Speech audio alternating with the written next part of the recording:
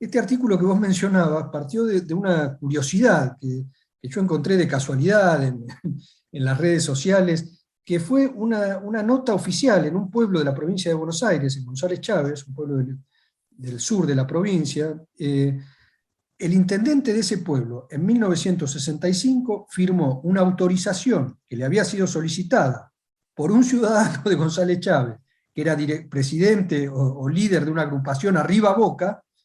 Esa agrupación había pedido permiso al municipio para festejar un triunfo de Boca en la Plaza del Pueblo.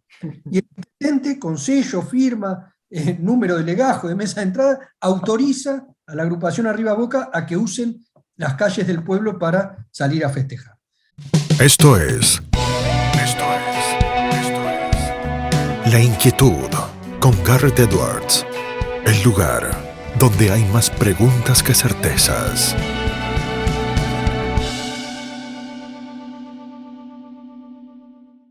Damos vuelta de página aquí en La Inquietud por CNN Radio Rosario y tenemos un verdadero honor, placer y privilegio. Ya lo hemos entrevistado en otros ciclos y siempre disfrutamos muchísimo de poder compartir sus reflexiones. Es Luciano Román, él es periodista, abogado, catedrático universitario, lo leen siempre en La Nación y yo lo digo y lo repito, sus notas son realmente deliciosas y le ponemos ahí una cuestión de sinestesia para disfrutarlas con otro sentido. Luciano, ¿cómo estás? Garrett Edwards te saluda.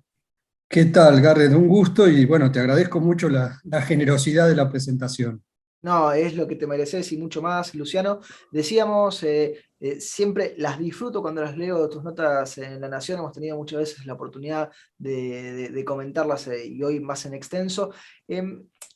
Vos que siempre analizás de cerca el sentir de la gente, que vas buscando las historias mínimas, que tenés el oído aguzado para lo que la gente anda diciendo, para tratar de descifrar lo que andan pensando, ¿cómo has ido sintiendo el discurso ya del cierre de las campañas en todo lo que ha sido este año con el Garchar, con Dragon Ball, con Elegante, con todas las cosas que han ido apareciendo? Digo, ¿cuál es el primer análisis que haces de eso, Luciano?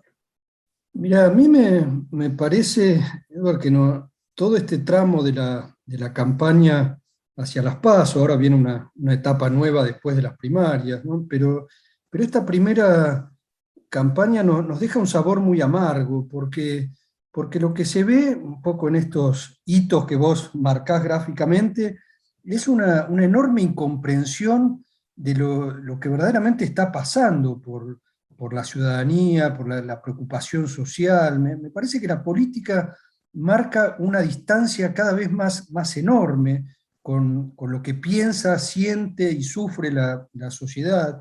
Y esto genera, como digo, un sabor amargo y hasta te diría que acentúa cierto clima de decepción y de tristeza, ¿no? Porque, bueno, esto que del garche, de la astrología,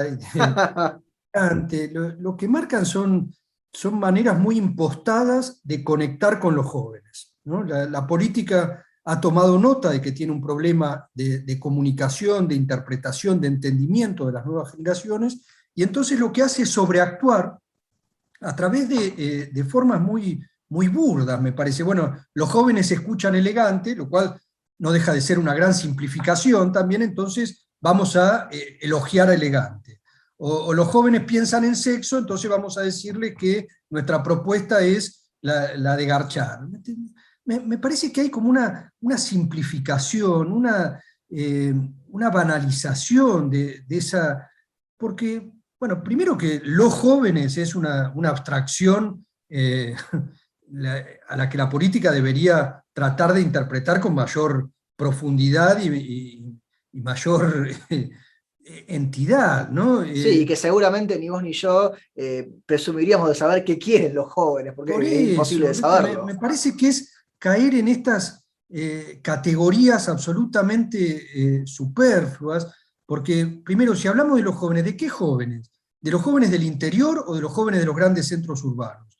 de los jóvenes que viven en hogares absolutamente vulnerables, en situaciones de marginalidad y de pobreza, o de los jóvenes de la clase media acomodada que tienen el privilegio de ir a la universidad.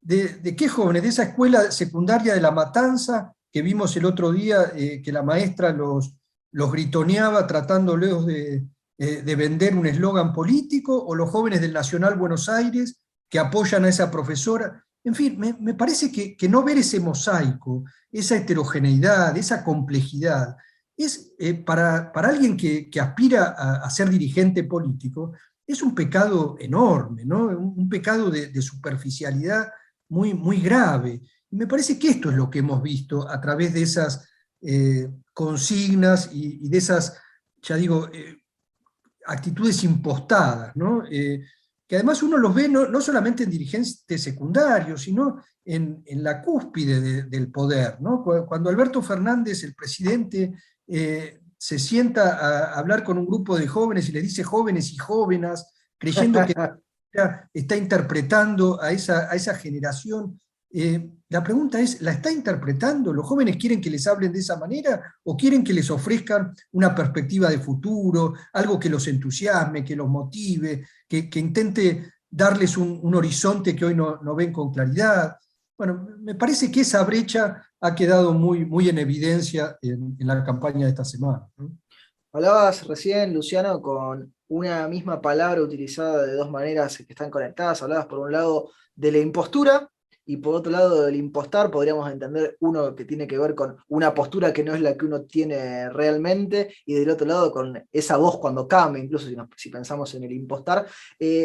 Cuando los políticos se sacan esa máscara que están utilizando para esa impostura, no la muestran porque saben que la realidad no atraería votos, ¿no? Yo creo que hay algo de eso, claramente, pero que también queda muy en evidencia, Garrett, que muchos políticos no se creen ni a sí mismos, ¿no? En esta cosa de lo impostado, ¿no? Asumen una actitud que ni siquiera ellos creen genuina, ¿no? Y uno imagina, sin ser muy rebuscado, que se dan vuelta y se ríen de lo que ellos mismos dijeron, ¿no? Con lo cual, digo, hay una falta de convicción en las cosas, que en definitiva traduce una falta de valores, porque Sí, cuando sí, uno no... se suben al auto y dicen al asesor, ¿viste lo que acabo de decir?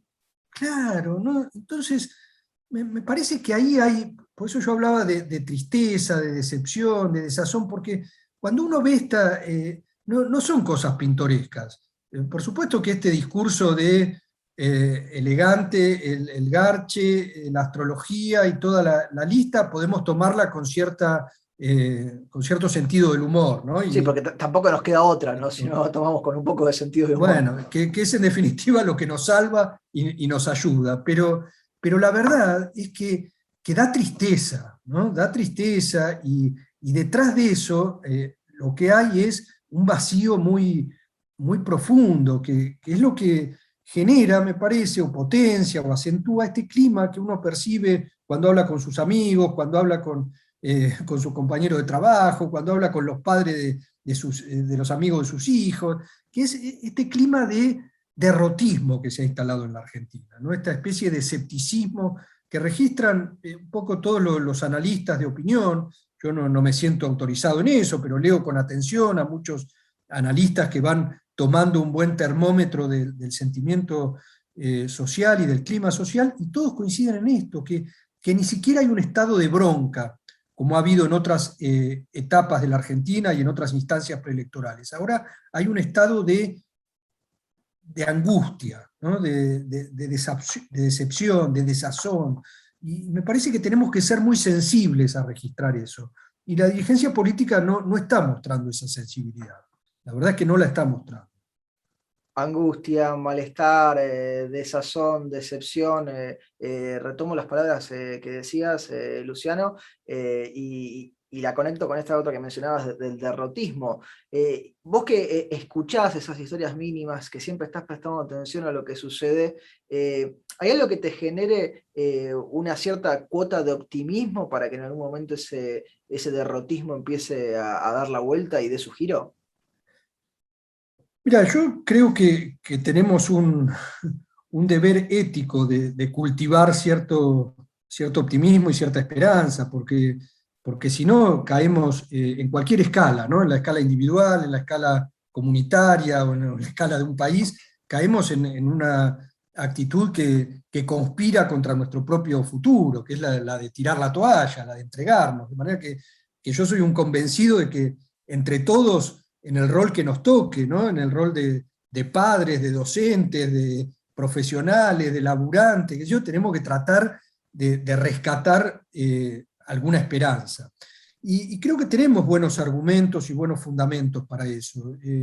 Yo veo en los jóvenes, que es un segmento que uno mira con especial atención, porque bueno, este lugar común de que los jóvenes son el futuro es, además de un lugar común, una verdad de perogrullo. Y si es una literalidad, en algún momento va a suceder.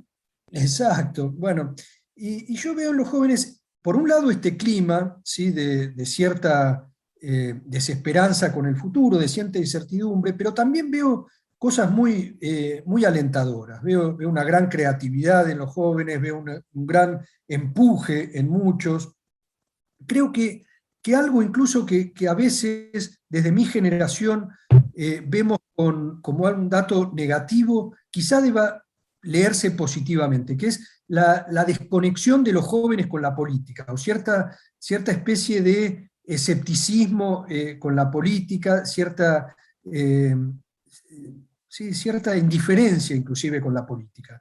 Para nuestras generaciones es un dato negativo, porque siempre hemos creído en el compromiso político como un valor y una virtud. Pero quizá, no sé, lo planteo como interrogante, Sí, quizá sí. en esa desconexión que muchas franjas de la sociedad y de los jóvenes en particular muestra con la política, haya algo de, bueno, tenemos que hacerlo por nosotros mismos y no esperar que la política nos venga a salvar, ¿no? Yo creo que hay muchos movimientos ciudadanos, por ejemplo, que han estado especialmente activados por jóvenes y por una generación intermedia que quizás ya no sea tan joven de los 20 y pico, pero padres de 30 y pico. Algunos movimientos ciudadanos que son señales muy esperanzadoras y alentadoras en este sentido. El de padres organizados ha sido uno, el de los padres organizados para la vacunación de los chicos Otro más, sí. con problemas de Con, salud, este con movimiento de movilidades y Vacuname demás. ha sido otro. En las ciudades se ven algunas horas, ha habido en Rosario, ha habido en Córdoba, ha habido en Buenos Aires movimientos de defensa de los bares, de los restaurantes como instituciones comunitarias, como engranajes de la sociedad. Bueno, me parece que detrás de esos fenómenos hay algo muy interesante que es el compromiso ciudadano por fuera de las estructuras políticas tradicionales y gestando redes de organización que son políticas, porque evidentemente luchan con intereses políticos, con intereses públicos o ciudadanos, con las herramientas de la militancia, si se quiere, política, ¿no? Demandando, haciéndose notar, movilizándose, pero desde un lugar distinto. Y me parece que eso genera un buen argumento, un buen fundamento para ser esperanzado sobre el futuro. No hay una sociedad entregada. Me parece que hay todo esto que decíamos antes, hay cierto escepticismo, hay desesperanza, hay un clima, Garrett, que también excede a la Argentina, que es Obvio, sí, la pandemia, el contexto económico la internacional. pandemia, una etapa de la historia en la que la incertidumbre parece ser la nota saliente, ¿no? También veamos esto. Yo ahora estoy leyendo un libro de una autora muy joven española, Ana Iris, se llama, que habla un poco de la generación de los 30 o de los 20 y pico largos en España, y uno se encuentra con estas mismas cuestiones, ¿no? Que los jóvenes en España tienen una enorme incertidumbre sobre su futuro, sobre cómo van a ser los empleos dentro de, no de 50 años, sino dentro de 5. 5, 10, 15. La sociedad se viene transformando a una velocidad y con un vértigo que nunca tuvo en etapas históricas anteriores, y esto genera una enorme sensación de zozobra, de incertidumbre, de angustia, que atraviesa, ya digo, a nuestra época, ¿no? Mirada en perspectiva global. De manera que es una etapa difícil, pero yo veo que detrás de esa angustia y de esa incertidumbre también hay reservas enormes de creatividad, de empuje, de compromiso, de búsqueda de alternativas. Entonces, yo por este lado trataría de proponer un mensaje de esperanza. Me parece que no estoy ni cerca de creer que todo está perdido, ni cerca de creer en estas cosas de que este país no tiene destino, de que acá no hay salida. Me parece que al revés, que si encontramos la manera de hacer bien las cosas, la Argentina tiene un enorme potencial, tiene un enorme futuro, los jóvenes de la Argentina tienen una gran oportunidad, pero bueno, para esto tenemos que pegar un volantazo, ¿no? Y en lo que hablábamos al principio, bueno, la dirigencia política tendrá que empezar a sintonizar de otra manera con estas demandas, con estas exigencias, con estas angustias de la sociedad. Hace muy poquito te llevo conectando, Luciano, publicabas en La Nación, hubo un país que pedía permiso y no pisoteaba las normas, que uno hace una conexión muy directa, por lo menos yo ahí la veía con Carlos Nino, con la Nomia Boba, con todas estas discusiones sobre cómo nos relacionamos los argentinos históricamente con el derecho y con todo tipo de normas.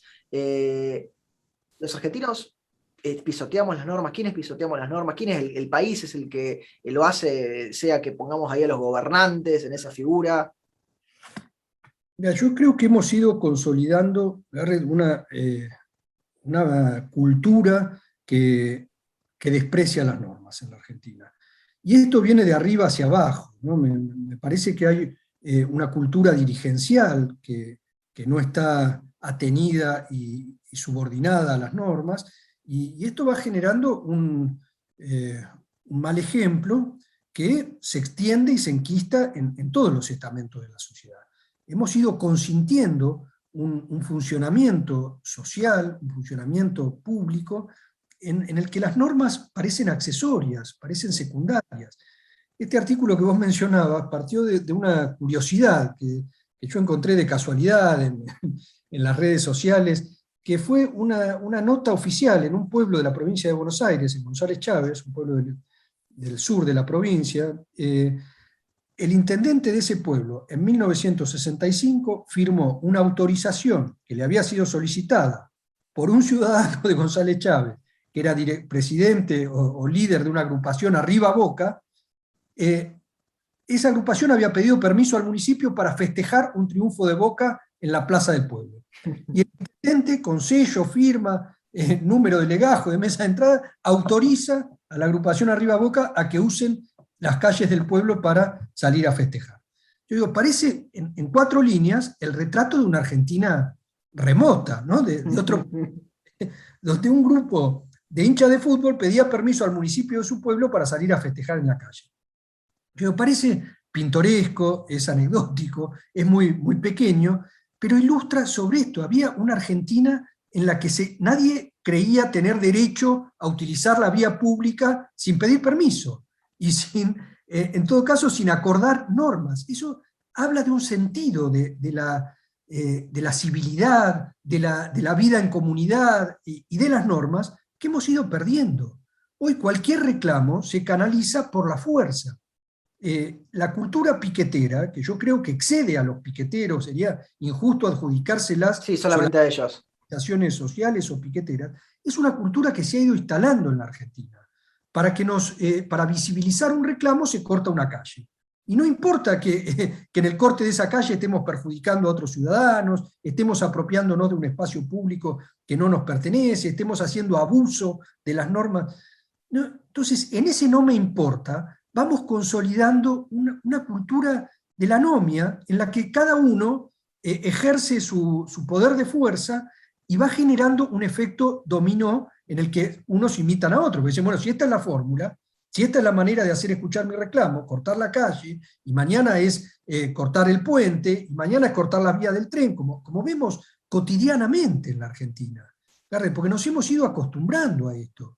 Hoy escuchamos en la radio que cortaron las vías del ferrocarril Roca, que es el ferrocarril que toman decenas de miles de laburantes todos los días para ir y volver de trabajos forzados.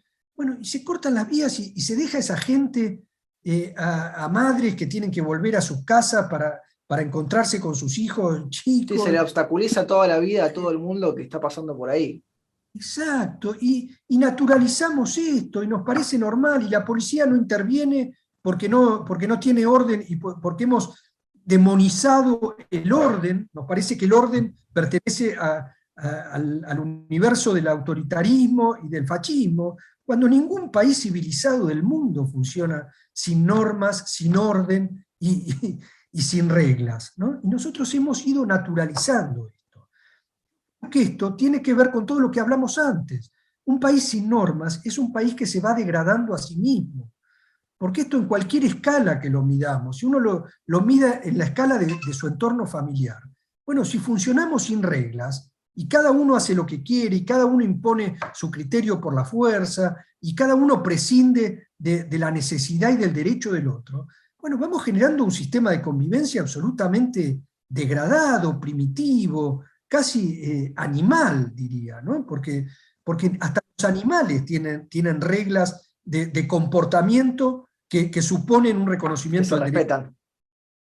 Y nosotros, aunque parezca grosero decirlo de esta manera, pero nos hemos ido volviendo cada vez más primitivos y más rústicos en este sentido, al extremo de avasallar y pisotear las normas, que no es pisotear una abstracción, porque cuando uno pisotea una norma, está pisoteando a otro semejante, ¿no? Me Sí, parece que a aquel para el cual está puesta la norma para que haya una convivencia social compartida.